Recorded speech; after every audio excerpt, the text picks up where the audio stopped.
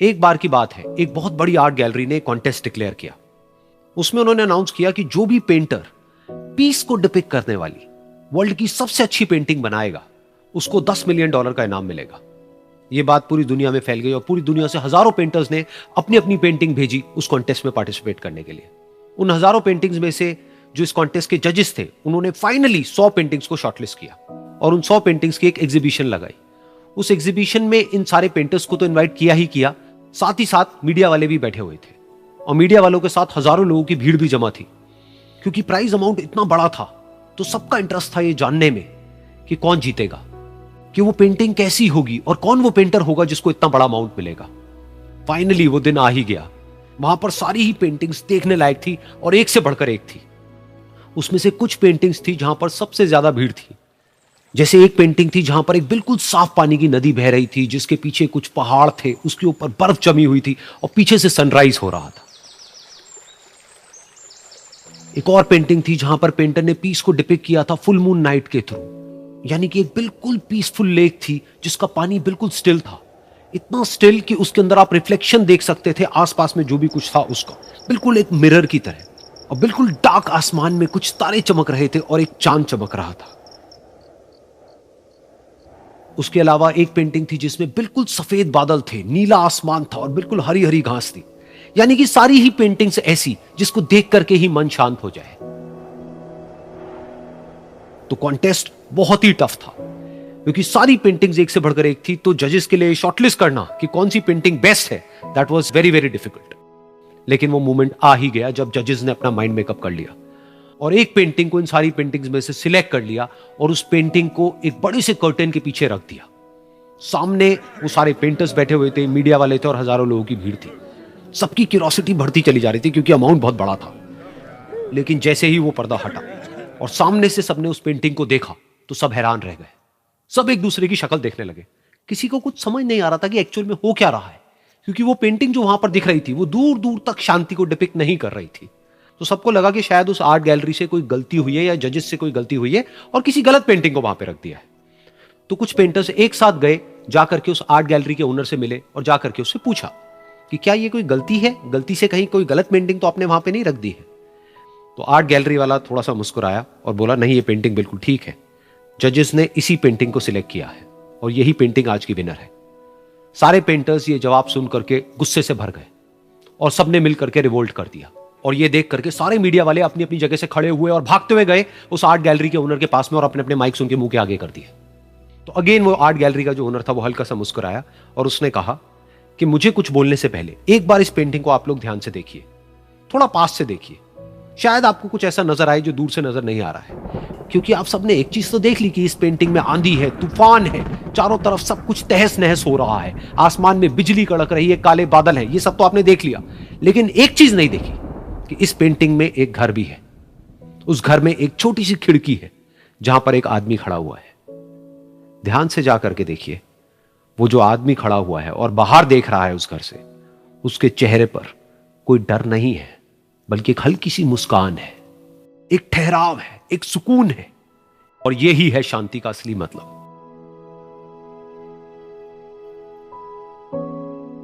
यानी कि शांति का मतलब यह नहीं है कि हमारे बाहर सब कुछ शांत है और फिर हम शांत हैं, क्योंकि वो टेम्पररी है। असली शांति का मतलब यह है कि हमारे बाहर चाहे जो कुछ भी हो रहा हो, हम अंदर से पूरी तरह से शांत हैं, हमारा मन शांत है।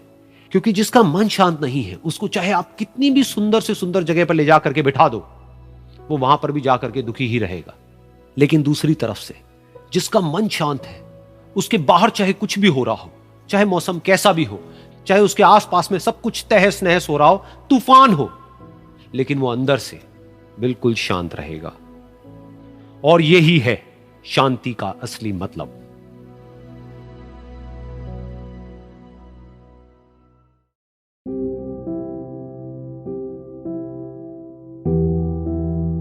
एक बार की बात है, एक छोटे से गांव में एक आदमी रहता था।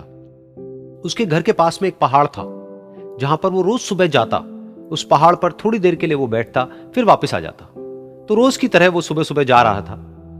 पीछे से उसका छोटा सा बेटा आया, उसने आकर के उसका हाथ पकड़ लिया और कहा कि आज मैं भी आपके साथ चलूंगा। उसने पहले तो उसको थोड़ा सा समझाया और मना किया, कहा कि जो रास्ता है वो बहुत ही छोटा है और चढ़ाई बहुत ज्यादा है, तो तुम मेरे साथ नहीं चल पाओगे। लेकिन फिर जब उस बेटे ने जिद करी तो पिता मान गया। तो दोनों पहाड़ पर चढ़ने लगे। पिता ने बेटे का हाथ कस के पकड़ा हुआ था। लेफ्ट साइड में पहाड़ थे, राइट साइड में खाई थी और रास्ता बहुत ही छोटा था। और वो पहाड़ की चोटी तक पहुंचने ही वाले थे, तभी रास्ते में एक बड़ा सा पत्थर आया। क्योंकि पिता उस रास्ते पर रोज आता था तो उसको पता था कि वहां पे पत्थर है, तो वो साइड से निकल गया। लेकिन जो बेटा था उसका ध्यान कहीं और था, तो उसका घुटना जा करके उस बड़े से पत्थर पर टकरा गया। तो फिर उस बच्चे के मुंह से एक चीख निकली, और जैसे ही वो चीखा उसकी आवाज उन पहाड़ों में गूंजने लगी। इससे पहले उस बच्चे ने कभी भी अपनी आवाज की गूंज नहीं सुनी थी, तो उसे समझ नहीं आया कि क्या हो रहा है। वो अंदर से थोड़ा सा घबरा गया। उसे लगा कि शायद कहीं कोई है जो छुप करके उसको देख रहा है और उसका मजाक उड़ा रहा है। फिर उस बच्चे ने बोला, कौन हो तुम? कौन हो तुम? तो जब उस बच्चे ने इस गूंज को सुना, उसे गुस्सा आ गया। उसे लगा कि कौन है ये जो मेरा मजाक उड़ाए चले जा रहा है। फिर उसने गुस्से से कहा, मैं तुम्हें छोड़ूंगा नहीं। और फिर जैसे ही उसने इस गूंज को सुना, वो घबरा गया। उसके पिता समझ गए थे कि क्या हो रहा है। उसने अपने पिता का हाथ कस के पकड़ लिया और उनसे पूछा, कौन है ये जो मुझे इतना तंग कर रहा है? कौन है ये जो मुझे इतना डरा रहा है? तो उसके पिता थोड़ा सा मुस्कुराए और उन्होंने खाई की तरफ देखा और जोर से बोला, मैं तुमसे बहुत प्यार करता हूं। ये सुनकर वो बच्चा हैरान हो गया। उसे समझ नहीं आया कि हो क्या रहा है, कि वही इंसान जो उसका मजाक उड़ा रहा है और उसको तंग कर रहा है, वो उसके पिता को बोल रहा है कि मैं तुमसे बहुत प्यार करता हूं। तो उसके पिता ने अपने बेटे को देखा और वो समझ गए कि उसके मन में क्या चल रहा है। और फिर दोबारा उन्होंने बोला, तुम बहुत अच्छे हो।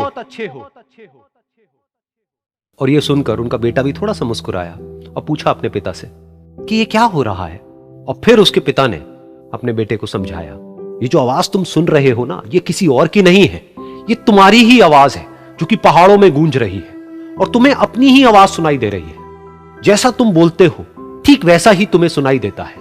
अगर तुम गुस्से से कुछ कहोगे तो पलट करके जो आवाज आएगी उसमें भी गुस्सा होगा, लेकिन अगर तुम कुछ अच्छा कहोगे तो वो आवाज भी अच्छी होगी। बिल्कुल इसी तरह से हमारी जिंदगी में भी होता है।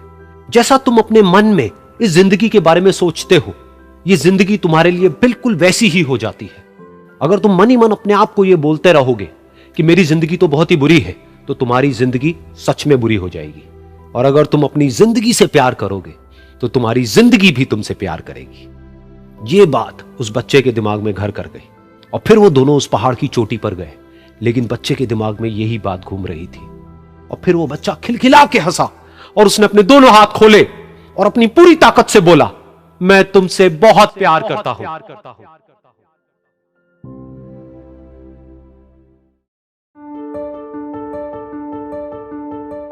एक बार की बात है, एक बहुत बड़ा नेता एक साधु के छोटे से आश्रम में गया, क्योंकि उसने बहुत सुना था उस साधु के बारे में और उसके मन में आया कि मैं एक बार जाकर के देखता हूं कि लोग इतनी तारीफ क्यों करते हैं उसकी। तो जब वो उस आश्रम में गया तो वहां पर एक छोटा सा कमरा था जहां पर एक कालीन बिछा हुआ था। वहां पर कुछ लोग बैठे हुए थे नीचे और साधु जी सामने बैठे हुए थे। कुछ सवाल जवाब चल रहा था। तो जैसे ही वो अंदर गया, वो अकेला नहीं था, उसके साथ में 4 बॉडीगार्ड्स भी थे। और उसको ये आदत थी कि जहां पर भी वो जाता था लोग अपनी जगह से खड़े हो जाते थे, उसकी तरफ देखते थे, हाथ जोड़ते थे, अपना सर झुकाते थे। लेकिन यहां पर ऐसा कुछ भी नहीं हुआ। साधु ने उसकी तरफ देखा तक नहीं, क्योंकि वो साधु किसी के सवाल का जवाब दे रहे थे। लेकिन नेता को इस बात पे गुस्सा आ गया। नेता को लगा कि ये मेरी बेइज्जती है। तो उस नेता ने साधु की बात को बीच में ही काटते हुए थोड़ा गुस्से से कहा, मैं आपसे कुछ कहना चाहता हूं। साधु ने उसकी तरफ देखा और बोले, आप थोड़ी देर रुकिए, पहले मैं इनके सवाल का जवाब दे लूं, उसके बाद में मैं आपसे बात करूंगा। तब तक अगर आप चाहें तो आप बैठ सकते हैं। बस साधु का इतना कहने की देर थी। नेता का चेहरा गुस्से से लाल हो गया और फिर उसने अपना सारा गुस्सा उस साधु के ऊपर निकाल दिया। अभी तक वो नेता बहुत ही तमीज से बात कर रहा था, यानी कि आप कह करके बात कर रहा था। अब वो तू तड़ाक पे उतर आया। नेता ने उस साधु को कहा, तुझे पता भी है मैं कौन हूं और तू किससे बात कर रहा है? साधु ने उसकी तरफ देखा और कहा, मुझे इससे कोई फर्क नहीं पड़ता कि आप कौन हैं, लेकिन आप जो कोई भी हैं, अगर आप चाहते हैं कि मैं आपके सवाल का जवाब दूं या आपसे बात करूं तो आपको कुछ देर रुकना होगा। और साधु के ये कहते ही नेता गुस्से से पागल हो गया और वहीं सबके सामने चीखने चिल्लाने लग गया, अब मैं तुझे तेरी असली औकात दिखाऊंगा। तूने मुझसे पंगा लेकर के ठीक नहीं किया है। तुझे पता भी है मैं तेरे बारे में क्या सोचता हूं। साधु ने फिर से उसकी तरफ देखा और बड़े ही प्रेम से कहा कि मुझे इससे कोई फर्क नहीं पड़ता है कि आप मेरे बारे में क्या सोचते हैं। आप जो चाहे वो मेरे बारे में सोच सकते हैं। फिर उस नेता ने बोला कि तू चाहे सुनना चाहता है या नहीं, लेकिन मैं तुझे बताऊंगा यही सबके सामने कि मैं तेरे बारे में क्या सोचता हूं। तू एक बहुत ही घटिया इंसान है। तू कोई साधु नहीं है, तू एक ढोंगी है, पाखंडी है, और यहां पर जितने भी लोग बैठे हैं उन सबको बेवकूफ बना रहा है। तेरा बस एक ही मकसद है कि इन लोगों की जेब में जितना भी पैसा है वो सब तेरे पास में आ जाए। तू अपने फायदे के लिए इन लोगों का इस्तेमाल कर रहा है, और अब मैं तुझे नहीं छोड़ने वाला, तेरा पर्दाफाश करके रहूंगा पूरी दुनिया के सामने। लेकिन उसके इतना बोलने के बाद भी उस साधु के चेहरे पर हल्की सी मुस्कान बनी ही रही। ये देखकर वो और तिल मिला गया और उसने कहा, अब बहुत हुआ, अब मैं यहां एक मिनट भी नहीं रुकने वाला, लेकिन अभी भी तेरे पास में मौका है। अगर मुझसे माफी मांगनी है या मुझसे कुछ कहना है तो कह सकता है। इतना सब होने के बाद भी साधु बिल्कुल शांत था और उनके चेहरे पर एक मुस्कान थी। उन्होंने अपनी आंखें बंद कर ली। फिर साधु ने अपनी आंखें खोली, हाथ जोड़े और कहा कि मुझे आपसे कोई गिला शिकवा नहीं है, मेरे मन में आपके लिए कोई भी गलत ख्याल नहीं है। जो भी आपने मेरे बारे में कहा वो आपकी अपनी सोच थी, तो मुझे आप में कोई भी बुराई नजर नहीं आती है। मुझे आप एक बहुत ही भले इंसान लगते हैं। और साधु के इतना कहते ही नेताजी का दिमाग 7वें आसमान पर पहुंच गया। उनके चेहरे पर एक अजीब सी खुशी थी, क्योंकि उस साधु ने वो ही कहा जो बाकी सब लोग उस नेता को कहते हैं। और वो खुशी खुशी उस आश्रम से अपने घर की तरफ चला गया और जा करके अपने पिताजी के साथ में बैठ गया। उसके पिताजी की आंखें बंद थी और वो ध्यान में थे। पूरी जिंदगी उन्होंने सिर्फ लोगों की सेवा करी और बदले में कुछ भी एक्सपेक्ट नहीं किया। तो थोड़ी देर बाद जब उन्होंने अपनी आंखें खोली और देखा अपने बेटे को अपने साथ बैठे हुए, तो उनके बेटे के चेहरे पर आज एक अजीब सी खुशी थी जो आज से पहले उन्होंने कभी नहीं देखी थी। फिर उसने एक एक करके सब कुछ बताया कि आज क्या हुआ, किस तरह से वो आश्रम गया, वहां पर क्या हुआ, उसने क्या कहा, उन्होंने क्या कहा। तो जब इसके पिताजी ने पूरी बात सुनी तो थोड़ा सा मुस्कुराए और अपने बेटे को देख करके बोले कि उन्होंने तुम्हारी तारीफ नहीं करी है, क्योंकि उन्होंने वो नहीं कहा कि जो तुम हो, उन्होंने वो कहा कि जो वो खुद है। और तुमने जो भी कुछ उनको कहा वो नहीं कहा कि जो वो है, बल्कि तुमने वो कहा जो तुम खुद हो। यही बात वेदों में भी कही गई है, यथा दृष्टि तथा सृष्टि। ये दुनिया तुम्हें वैसी नहीं दिखती है जैसी कि ये दुनिया है। ये दुनिया तुम्हें वैसी दिखती है जैसे तुम खुद हो। जिसकी नजर जैसी है उसके लिए ये दुनिया वैसी ही है। तो अगर तुम अपनी दुनिया को बदलना चाहते हो तो उसका सिर्फ एक तरीका है, अपनी नजर को बदलो।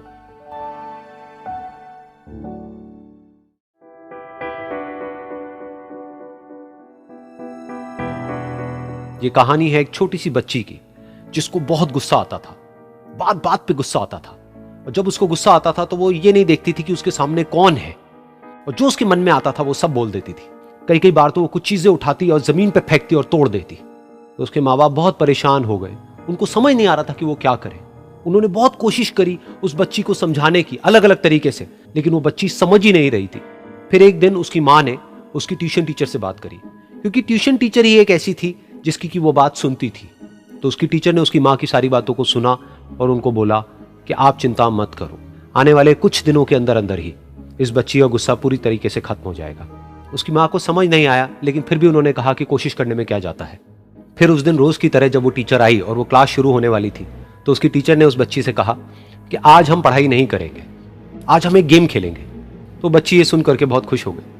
फिर टीचर उस बच्ची के साथ में उस घर के पीछे एक दीवार के पास में जाकर के खड़ी हो गई, और उस टीचर ने उस बच्ची को कहा कि गेम ये है कि अब जब भी तुम्हें गुस्सा आए तुम्हें कील लेनी है और यहां पर आकर के इस दीवार में गाड़ देनी है, थोड़ी सी, जितनी हो सके। फिर उस बच्ची ने टीचर से पूछा, लेकिन इससे क्या होगा? तो टीचर ने कहा कि जब ये गेम खत्म हो जाएगी तो तुम्हें एंड में एक प्राइज मिलेगा। फिर उस बच्ची ने बिल्कुल वैसा ही किया जैसे कि उस टीचर ने कहा था, यानी कि अब उसको जब भी गुस्सा आता तो वो जाती और जा करके एक कील उस दीवार में गाड़ देती। तो जैसा कि उस लड़की को बहुत गुस्सा आता था, तो पहले ही दिन वहां पर 10 से ज्यादा कीलें गड़ गई। लेकिन उन कीलों को गाड़ने के लिए उसको बार बार पीछे जाना पड़ता और जा करके उस कील को गाड़ना पड़ता। तो उसके दिमाग में आया कि जितनी मेहनत मैं लगाती हूं उस कील को गाड़ने में, उससे कम मेहनत में मैं अपने गुस्से को कंट्रोल कर सकती हूं। अगले दिन 8 कीलें गड़ी, उसके अगले दिन 6, फिर 4, फिर 3, फिर 2, फिर 1। फिर एक ऐसा भी दिन आया जब एक भी बार उसको गुस्सा नहीं आया और एक भी कील उस दीवार में नहीं गड़ी, और वो बच्ची बहुत खुश हो गई। खुशी खुशी वो अपनी टीचर के पास में गई और जाकर के उनको बताया कि देखो मैम, आज मैंने एक भी कील उस दीवार में नहीं गाड़ी है, क्योंकि मेरे को एक बार भी गुस्सा नहीं आया है। तो मैम ने उसको थोड़ी सी शाबाशी दी और मैम उसके साथ में उस दीवार के सामने जाकर के खड़ी हो गई। अब मैम ने उस बच्ची को कहा कि गेम अभी खत्म नहीं हुई है, अब तुम्हें क्या करना है कि जिस भी दिन तुमको बिल्कुल भी गुस्सा नहीं आता है, उस दिन के एंड में तुम एक कील को इस दीवार से निकाल दोगी। तो बच्ची ने वैसा ही किया, लेकिन क्योंकि कीलें बहुत ज्यादा थी तो 1 महीने से भी ज्यादा टाइम लग गया उन सारी कीलों को बाहर निकलने में। लेकिन एक दिन ऐसा भी आया जब सारी कीलें उस दीवार से बाहर निकल गई। फिर वो बच्ची बहुत ही खुश होकर के अपनी टीचर के पास में गई और जाकर के बोला कि अब उस दीवार में एक भी कील नहीं है। तो उसकी टीचर उस बच्ची के साथ में उस दीवार के सामने जाकर के खड़ी हुई। उसने देखा कि एक भी कील नहीं है दीवार में। फिर उसको उसकी एक फेवरेट चॉकलेट गिफ्ट करी और बोला कि तुम इस प्राइज को जीत गई हो। बच्ची बहुत ही खुश हो गई। फिर टीचर ने उस बच्ची से पूछा कि क्या तुमको इस दीवार में कुछ नजर आ रहा है? तो बच्ची ने कहा, नहीं मैम, इसमें तो कुछ भी नहीं है, सारी कीलें निकल चुकी हैं। तो उस टीचर ने कहा, एक बार ध्यान से देखो, शायद कुछ नजर आए। तो उस बच्ची ने दोबारा देखा और कहा, वो जो कीलें मैंने गाड़ी थी उसके कुछ निशान मुझे नजर आ रहे हैं दीवार में। जब बच्ची ने ये देख लिया, फिर उसकी मैम ने उस बच्ची को कहा, जैसे तुमने इस दीवार में कील गाड़ी और अब तुम उस कील को तो निकाल सकती हो लेकिन उसके निशान को नहीं मिटा सकती, ठीक इसी तरह से होता है जब तुम गुस्सा करती हो। जब तुम गुस्सा करती हो अपने माँ बाप पे या किसी पे भी, तो उनके दिल पर चोट लगती है, उनको दर्द होता है और वहां पर एक निशान रह जाता है। उस निशान को तुम चाह करके भी हटा नहीं सकती, फिर चाहे तुम उनसे जितना मर्जी माफी मांग लो। ये सुनकर बच्ची को अपनी गलती का एहसास हुआ और वो रोने लगी और वो भागती हुई गई और अपनी माँ के पास में जाकर के उनसे गले लग गई और अपनी माँ को बोली कि मम्मा, मैं आज के बाद कभी गुस्सा नहीं करूंगी, मुझे समझ आ गया है मैंने क्या गलती करी। और उस दिन के बाद उस बच्ची ने कभी गुस्सा नहीं किया।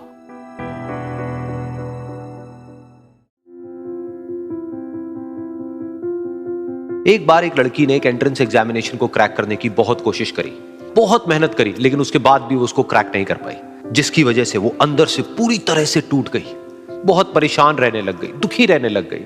उसके पिता से अपनी बेटी की यह हालत देखी नहीं गई। फिर उन्होंने एक दिन अपनी बेटी को बुलाया और उन्होंने अपनी बेटी को कहा कि तुम मेरे साथ एक बार किचन में चलो, मुझे तुम्हें कुछ दिखाना है। किचन में पहले से ही उन्होंने गैस स्टोव के ऊपर 3 बोल रखे हुए थे। फिर उन्होंने उन तीनों बोल्स के अंदर पानी भरा, एक के अंदर कुछ आलू डाले, एक के अंदर कुछ अंडे और एक के अंदर कॉफी बीन्स, और उसको उबलने के लिए छोड़ दिया। उसके बाद में 5 मिनट हो गए, 10 मिनट हो गए, 20 मिनट हो गए और वो वहां पर खड़े रहे अपनी बेटी के साथ में और उसको देखते रहे।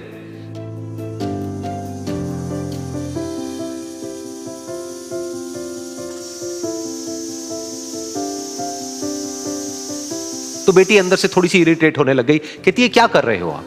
तो उसके पिता ने कहा कि सिर्फ 1 मिनट और रुको, तुमको सब समझ आ जाएगा।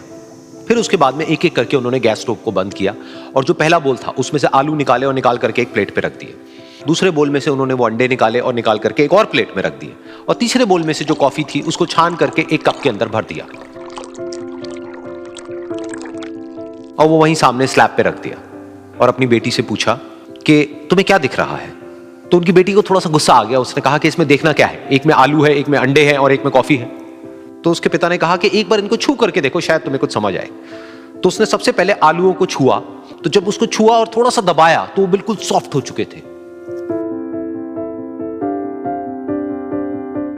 तो उसके बाद में उसके पिता ने उन अंडों को तोड़ा तो वो हार्ड थे।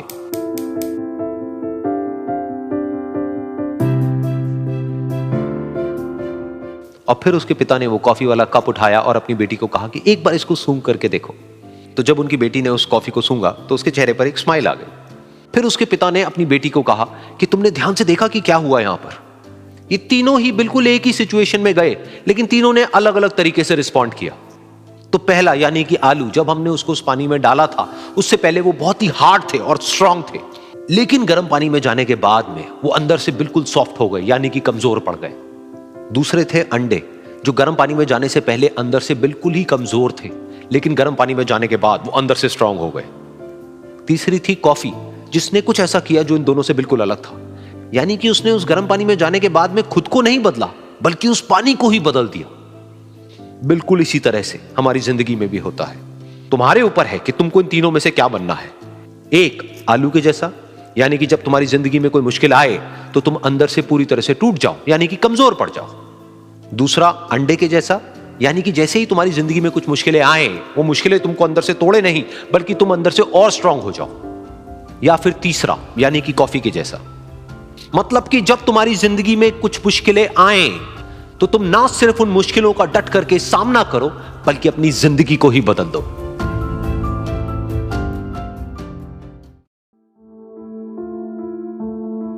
ये कहानी है 2 दोस्तों की जो कि एक छोटे से गांव में रहते थे। एक बार वो दोनों किसी काम से शहर गए और वापस अपने गांव लौट रहे थे। उनके गांव तक पहुंचने के लिए उनको एक घने जंगल से होकर के गुजरना था और जब वो उस जंगल से गुजर रहे थे तो एक दोस्त को प्यास लगी और वो पानी ढूंढने के लिए रास्ता भटक गए। थोड़ी ही देर बाद शाम हो गई और रात होने ही वाली थी। तो उन दोनों की नजर एक गुफा पे पड़ी जो कि पेड़ों से घिरी हुई थी चारों तरफ से। तो उन्होंने सोचा कि यही जगह ठीक है रात बिताने के लिए।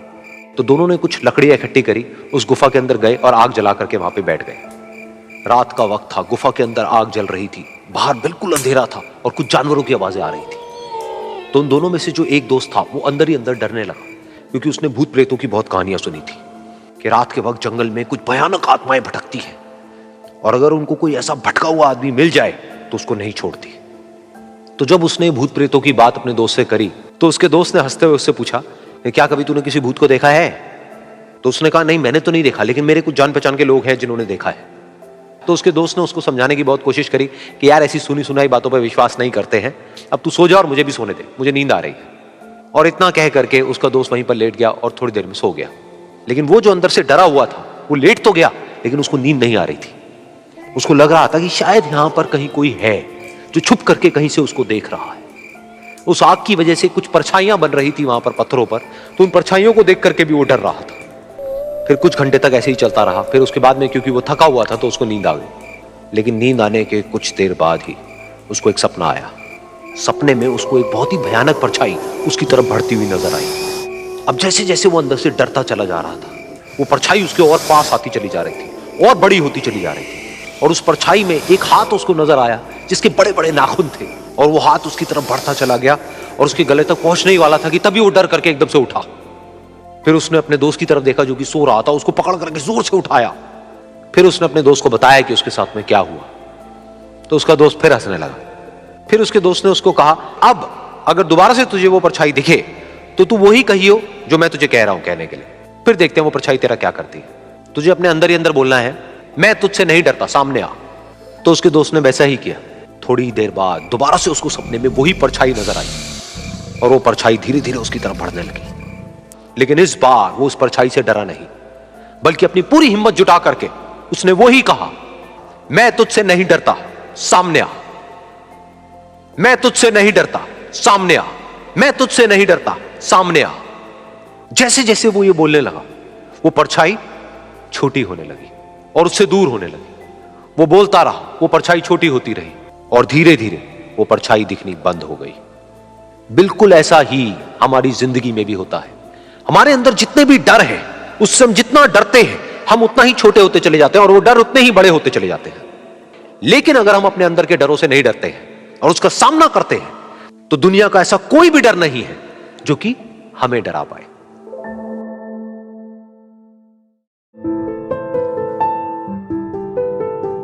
एक बार की बात है, कुछ साइंटिस्ट ने मिलकर के एक बहुत ही इंटरेस्टिंग एक्सपेरिमेंट किया।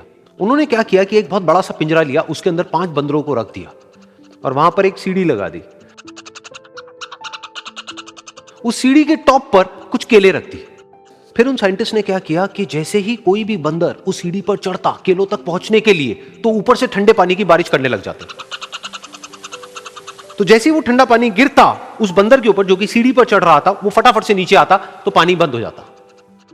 फिर दोबारा से कोई और बंदर उस सीढ़ी पर चढ़ता उन केलों तक पहुंचने के लिए, दोबारा से यही होता। दोबारा से ऊपर से ठंडे पानी की बारिश होती, वो बंदर जैसे ही नीचे आता दोबारा से बारिश बंद हो जाती। तो बंदरों ने इसका मतलब यह निकाला कि जैसे ही कोई भी सीढ़ी पर चढ़ता है तो ऊपर से ठंडा पानी गिरता है। फिर उसके बाद में जैसे ही कोई भी बंदर उस सीढ़ी पर चढ़ने की कोशिश भी करता तो बाकी के बंदर सब इकट्ठे होकर के उसको पकड़ते, उसको मारते, उसको पीटते और उसको नीचे गिरा देते। फिर दोबारा कोई कोशिश करता, दोबारा उसके साथ भी ऐसा ही होता। फिर उन साइंटिस्ट ने क्या किया कि उन 5 बंदरों में से एक बंदर को उस पिंजरे में से निकाला और उसकी जगह एक नए बंदर को उस पिंजरे के अंदर डाल दिया। अब उस बंदर को नहीं पता था कि यहां पर क्या खेल चल रहा है। उसको जैसे ही सीढ़ी के ऊपर वो केले नजर आए, वो फटाफट से उस सीढ़ी के ऊपर चढ़ने लगा। अब की बार साइंटिस्ट ने कोई बारिश नहीं करी, लेकिन फिर भी जो बाकी के बंदर थे उन्होंने इसको पकड़ा, सीढ़ी से नीचे उतारा और मारने पीटने लग गए। इस बंदर को समझ नहीं आया कि मेरे को क्यों मारा जा रहा है, तो उसने दोबारा कोशिश करी। जैसे ही उसने दोबारा कोशिश करी, दोबारा से उन 4 बंदरों ने वही किया। तो अब इस नए बंदर के दिमाग में क्या बैठ गया कि सीढ़ी पर चढ़ना मना है, अगर सीढ़ी पर चढ़ते हैं तो मार पड़ती है। उस सीढ़ी पर चढ़ना क्यों मना है और क्यों मार पड़ती है वो उसको नहीं पता था, बट उसके दिमाग में ये बैठ गया कि इस सीढ़ी पर नहीं चढ़ना है, ना किसी को चढ़ने देना है।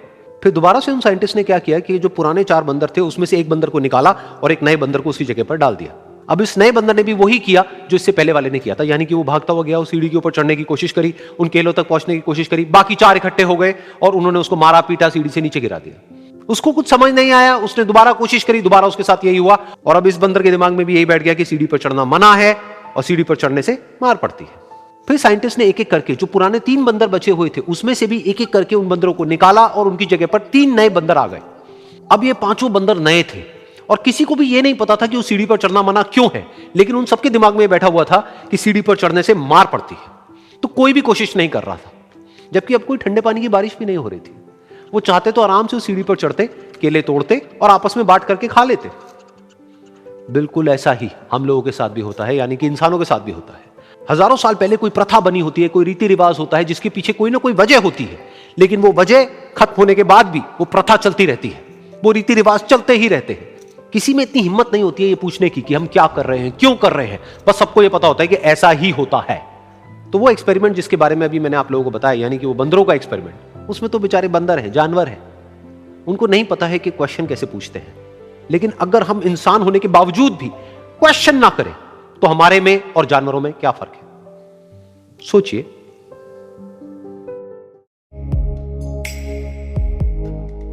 एक छोटा सा गांव था, वहां पर एक आदमी पहाड़ पर पत्थर तोड़ने का काम करता था। उसको अपनी जिंदगी से कोई गिला शिकवा नहीं था।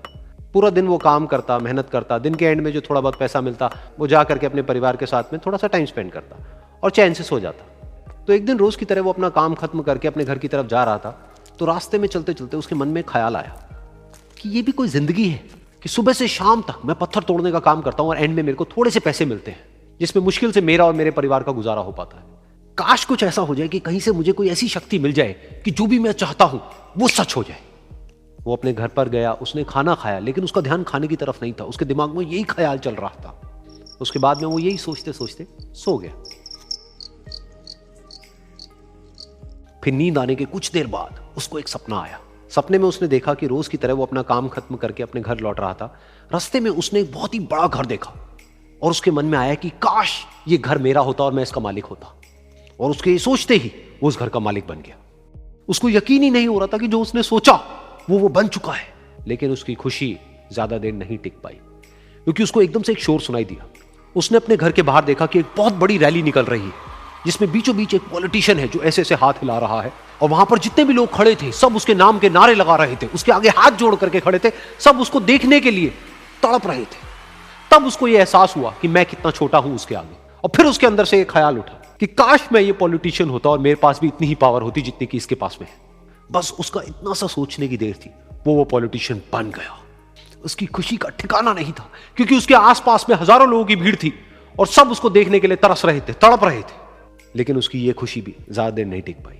धूप बहुत ही तेज थी और उस पॉलिटिशियन को आदत नहीं थी इतनी गर्मी में रहने की, तो उस धूप की वजह से उसको चक्कर आ गए और वो बेहोश होकर के गिर गया।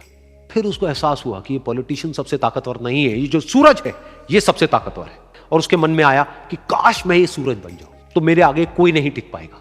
और उसका इतना सा सोचने की देर थी और वो सूरज बन गया और वो खुशी से पागल हो गया, क्योंकि पूरी दुनिया को वो ही रोशन कर रहा था और पूरी दुनिया में ऐसा कोई नहीं था जो कि उसकी रोशनी को रोक सके। लेकिन उसकी ये खुशी भी ज्यादा देर टिक नहीं पाई, क्योंकि कुछ ही देर बाद आसमान में कुछ काले बादल आए जिन्होंने कि उस सूरज की रोशनी को रोक दिया। फिर उसको यह एहसास हुआ कि इस दुनिया में ऐसा भी कोई है जिसमें दम है उसकी रोशनी को रोकने का।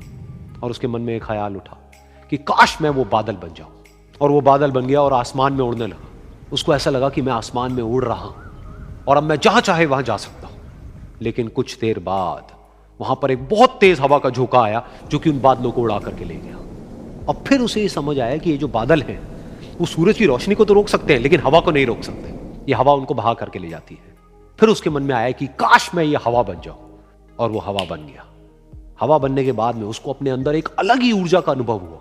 वो चाहे तो आराम से बहता और चाहे तो आंधी बन करके, तूफान बन करके, जिसको भी चाहे उड़ा करके ले जाता। उसको ये विश्वास होने ही लगा था कि इस दुनिया में सबसे ज्यादा शक्तिशाली मैं हूं। लेकिन तभी उसके सामने आया एक पहाड़। उसने अपनी पूरी ताकत लगा दी, लेकिन उस पहाड़ को वो इतना सा भी नहीं हिला पाया। तब उसको यह एहसास हुआ कि इस दुनिया में कोई है जो हवा से भी ज्यादा शक्तिशाली है, जिसमें दम है उस हवा को रोकने का। फिर उसके मन में आया कि काश मैं ये पहाड़ होता, और वो पहाड़ बन गया। लेकिन हर बार की तरह इस बार भी उसकी खुशी ज्यादा देर तक नहीं टिक पाई। उसको एक जानी पहचानी सी आवाज सुनाई दी और साथ ही साथ उसको दर्द होने लगा, जैसे कि कोई है जो उसको तोड़ रहा है, उसको मार रहा है। तो दर्द से वो चीखने लगा और उसके मन में आया कि काश मैं वो बन जाऊं, क्योंकि इस पहाड़ को तोड़ने का दम रखता है।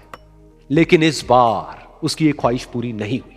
वो रोने लगा, चीखने लगा, चिल्लाने लगा, उसने अपनी पूरी जान लगा दी, लेकिन इस बार वो नहीं बन पाया।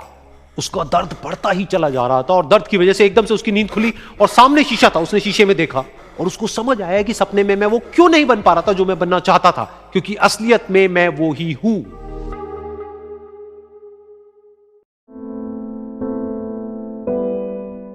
ये कहानी है दो दोस्तों की, और उनकी दोस्ती की शुरुआत हुई थी अभी कुछ दिन पहले हॉस्पिटल के कमरे से, जहां पर वो दोनों एडमिट थे।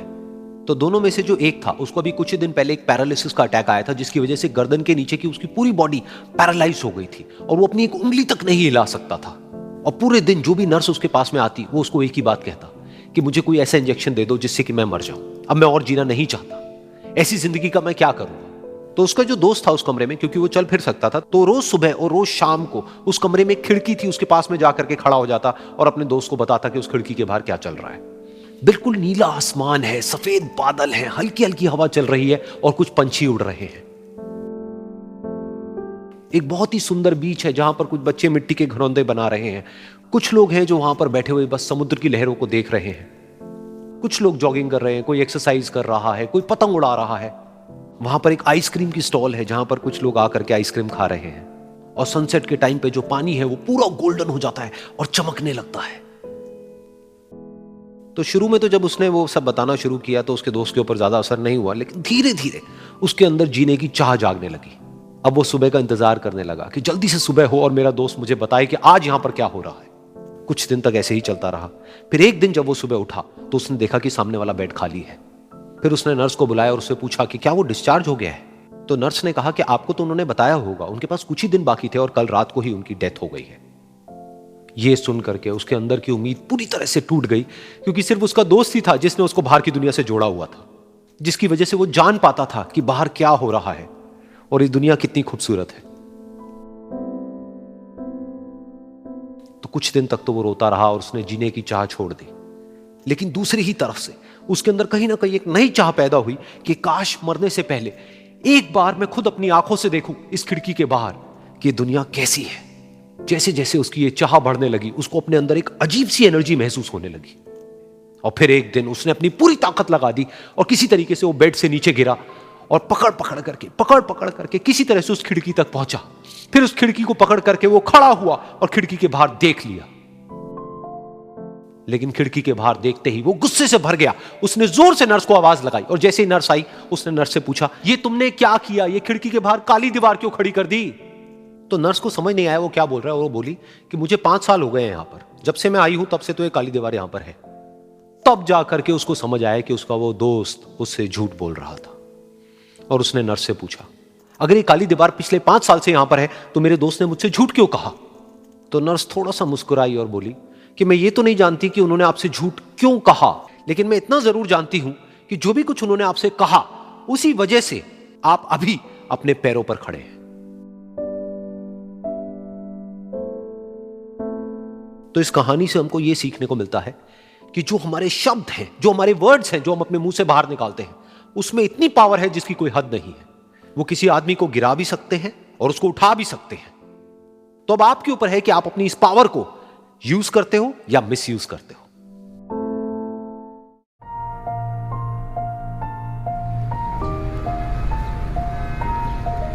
एक बार एक छोटी सी बच्ची हाथ में मिट्टी की गुल्लक लेकर के भागती हुई एक दवाइयों की दुकान पर गई। वो काफी देर तक वहां पर खड़ी रही, लेकिन दुकानदार का ध्यान उसकी तरफ नहीं गया क्योंकि और भी बहुत सारे लोग खड़े हुए थे। उसने दुकानदार को कई बार बुलाया, लेकिन वहां पर भीड़ इतनी थी कि दुकानदार का ध्यान उसकी तरफ गया ही नहीं। और फिर उस बच्ची को थोड़ा सा गुस्सा आया तो उसने अपनी मिट्टी की गुल्लक लेकर के वहीं काउंटर पर जोर से रख दी, जिसके बाद में जो दुकानदार था और जितने भी लोग खड़े थे वो सब उस बच्ची की तरफ देखने लग गए। और फिर उस दुकानदार ने उस बच्ची से पूछा, बेटे आपको क्या चाहिए। तो वो बड़े ही भोलेपन से बोली कि मुझे एक चमत्कार चाहिए। ये सुनकर के दुकानदार को कुछ समझ नहीं आया, ना ही वहां पर जो लोग थे उनको कुछ समझ में आया और सब उसकी तरफ देखने लग गए। फिर दुकानदार ने बोला, बेटे चमत्कार तो यहाँ पर नहीं मिलता है। तो बच्ची को लगा कि वो उससे झूठ बोल रहा है। तो बच्ची ने कहा कि मेरी गुल्लक में बहुत पैसे हैं, आप बताओ आपको कितने पैसे चाहिए, लेकिन मैं आज यहां से चमत्कार लेकर के ही जाऊंगी। तो वहीं काउंटर पे एक और आदमी खड़ा था। उसने उस बच्ची से पूछा कि बेटे क्यों चाहिए तुमको चमत्कार। तब उस बच्ची ने अपनी कहानी बताई कि अभी कुछ दिन पहले मेरे भाई के सर में बहुत तेज दर्द हुआ तो मेरे पापा मम्मी उसको हॉस्पिटल ले गए। उसके बाद कई दिन तक मेरा भाई घर नहीं आया। तो मैंने कई बार अपने पापा से पूछा, लेकिन उन्होंने मुझे कुछ नहीं बताया। उन्होंने बार बार यही कहा कि वो आ जाएगा, वो कल आ जाएगा, वो कल आ जाएगा, लेकिन वो आ ही नहीं रहा था। तो मैंने देखा कि मम्मी रो रही है। अब पापा मम्मी को कह रहे थे कि उसकी दवाइयों के लिए और उसके इलाज के लिए जितने पैसे चाहिए उतने मेरे पास में नहीं है। अब उसको कोई चमत्कार ही बचा सकता है। तब मुझे लगा कि अगर मेरे पापा के पास में इतने पैसे नहीं भी हैं तो क्या हुआ, मेरे पास में तो है। तो मैंने जितने भी पैसे जोड़ रखे हैं वो सारे लेकर के मैं इस दवाई की दुकान पर आई। फिर उस आदमी ने उस बच्ची से पूछा, कितने पैसे हैं तुम्हारे पास में? ये सुनते ही उस बच्ची ने अपनी गुल्लक उठाई, जमीन पर फेंकी और तोड़ दी और पैसे गिनने लग गई। बाकी सब लोग खड़े होकर के उसको देख रहे थे। थोड़ी देर बाद उसने सारे पैसे अपने हाथ में इकट्ठे किए और बोली, मेरे पास में पूरे 19 रुपए हैं। वो जो आदमी वहां पर खड़ा था वो थोड़ा सा मुस्कुराया और बोला कि अरे तुम्हारे पास में तो पूरे पैसे हैं, इतने का ही तो आता है चमत्कार। ये सुनकर के वो बच्ची बहुत खुश हो गई और बोली कि चलो मैं आपको अपने पापा से मिलवाती हूं। बाद में पता लगा कि वो आदमी कोई आम आदमी नहीं था, बल्कि एक बहुत बड़ा न्यूरोसर्जन था और उसने सिर्फ 19 रुपए में उसके भाई की सर्जरी करी और कुछ ही दिन बाद वो ठीक होकर के घर वापस आ गया। फिर कुछ दिन बाद वो बच्ची, उसका भाई, उसके पापा, उसकी मम्मी चारों एक साथ बैठे हुए थे और बात कर रहे थे। तो उसकी मम्मी ने उसके पापा से पूछा कि अब तो बता दो ये चमत्कार आपने किया कैसे? तो उन्होंने अपनी बेटी की तरफ देखा और बोले, ये चमत्कार मैंने नहीं, इसने किया है।